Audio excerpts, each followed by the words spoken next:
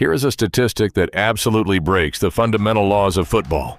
At the 2026 World Cup, the Netherlands, the undisputed inventors of total football, the nation whose entire sporting soul is built on keeping the ball, recorded the lowest possession share in their World Cup history, 32%. But here is the kicker. They still lost.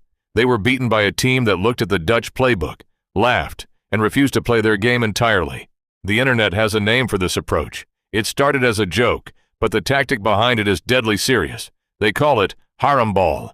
If you're new to the term, haram is Arabic for forbidden or sinful, and to football purists, this is the ultimate sin. A weaker team flat out refusing to attack a stronger one, opting instead to smother the match until it literally dies of boredom. It is the absolute antithesis of the beautiful game. No professional coach is ever going to sit at a press conference and say, "We're playing Haramball tonight." The polite term is anti-football. But what does that actually look like on the grass? It means dropping 10 players behind the ball. The millisecond possession is lost. They don't press high. They don't chase shadows. They invite you forward, and then they collapse all the space around the penalty box into a suffocating wall of shins and elbows. You are forced to pass the ball side to side in harmless, non-threatening U-shapes. And when the defending team finally gets the ball, they boot it long. They wait for a set piece or a singular lightning counterattack, treating that one moment like it's their only lifeline. So, why choose to play this way? Because fundamentally, destroying is infinitely easier than creating. Building a flowing attack takes intricate coordination, chemistry, and timing. Stopping one just takes discipline and bodies. You can surrender the ball completely, yet still control the only two things that actually dictate the final score: risk and moments. You force your opponent into taking low-quality, desperate shots from bad angles. You suffer for 90 minutes. You score once on a breakaway, and you win, even if the stat sheet says you are completely destroyed. This logic matters more at a World Cup than almost anywhere else. In a 38-game league season, quality compounds. In a knockout tournament, one result is the entire story. National teams don't get club-level training time to perfect complex passing systems, so outpassing a superior side on the world stage is nearly impossible. But out-organizing them? That is absolutely possible. If you know you can't outskill your opponent, you simply refuse to let the game be about skill at all.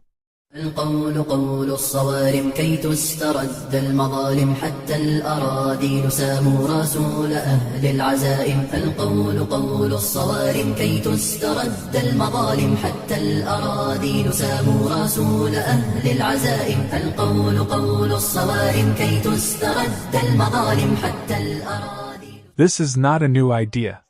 Start with Catenaccio, the ultra-defensive Italian system from the 1960s built around a low, compact block and a spare defender sweeping up behind everyone else.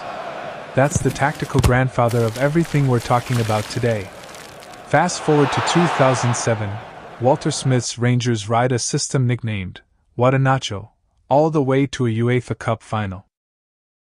Lionel Messi's Barcelona can't break them down in a scoreless Champions League draw, and Messi calls it anti-football to their face. Then, the single greatest proof of concept this tactic has ever produced, Greece, at Euro 2004. Managed by Otto Rehagel. They played a back five with tight man marking, scoring almost nothing except headers off set pieces. They beat host nation Portugal in the opening match. 3 weeks later, using the exact same approach, they beat Portugal again in the final to win the tournament. Nobody in Athens has ever called that boring. 6 years later, Johan Cruyff publicly accuses his own Dutch national team of abandoning their attacking identity against Spain in the 2010 World Cup final. 2 years after that, Chelsea travel to Munich, get outplayed by a dominant Bayern side, absorb everything, and win the Champions League on penalties. And in 2018, Belgium's Thibaut Courtois accuses France of anti-football in a World Cup semi-final, despite France actually having fewer shots and less of the ball than Belgium did. That one shows you something important. The accusation of anti-football is often less about what actually happened, and more about a favorite that isn't used to losing to a plan instead of to talent. Which brings us to right now, and the most interesting case study in this entire World Cup, Morocco. Morocco built their reputation on defense during their 2022 run. But their new coach, Mohamed Wabi, has actually pushed them toward a higher line. Across their wins over the Netherlands and Brazil, Morocco outshot their opponents 25-18 combined, and controlled roughly two-thirds of possession in the attacking third. So how do you predict where this shows up next? There's a pattern. For some teams, this is the entire game plan. DR Congo were flagged before the tournament as a team likely to go 2 goals up and then simply stop playing, killing the clock with structure instead. Watch co-hosts and lower-seeded teams that reach the bracket's business end. Canada against Morocco is the live example, but the logic applies to any underdog making a deep run. They will keep choosing containment over control against technically superior opposition, because it's their only realistic path to win. Now the co-hosts, Canada advanced to their first ever World Cup knockout win with a 92nd minute goal. Their reward, Morocco on July 4th. Reports have Jesse Marsch setting Canada up in a mid-block, inviting Morocco onto them, trying to win it on the counter through pace. It's a genuine gamble, and whatever happens becomes one of the cleanest live tests of this idea. Watch the favorites' response. Expect more Brazil-style volume approaches. Heavy crossing counts and aggressive substitutions to inject directness once a low block hasn't cracked by halftime.